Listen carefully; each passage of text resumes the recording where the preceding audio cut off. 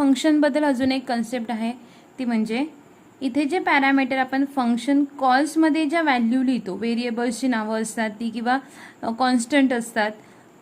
So इथे constant असू शकतात किंवा व्हेरिएबल्सची नावं असू शकतात.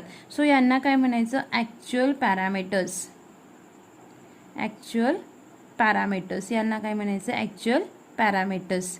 त्यानंतर फंक्शन डेफिनेशनमध्ये जे नावं लिहिलेली असतात, इंट n1,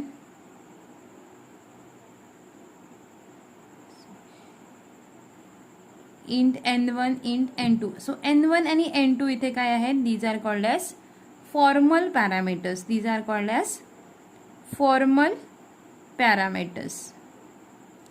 n1 n2 इथे काय आहेत, फॉर्मल पॅरामीटर्स. सो फंक्शन डेफिनेशनमध्ये जे आर्ग्युमेंट्स आहेत त्यांना म्हणायचं फॉर्मल पॅरामीटर्स, आणि फंक्शन कॉलमध्ये जे पॅरामीटर्स आहेत, जे आर्ग्युमेंट्स आहेत त्यांना म्हणायचं actual parameters. So this is a difference between formal parameters and actual parameters.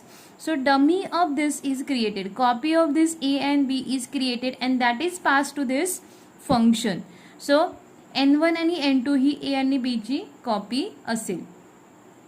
So these are actual parameters and these are called as n1 n2 are formal parameters. So question may be asked on this, what is actual parameter, what is formal parameters. So here you can explain by using this example.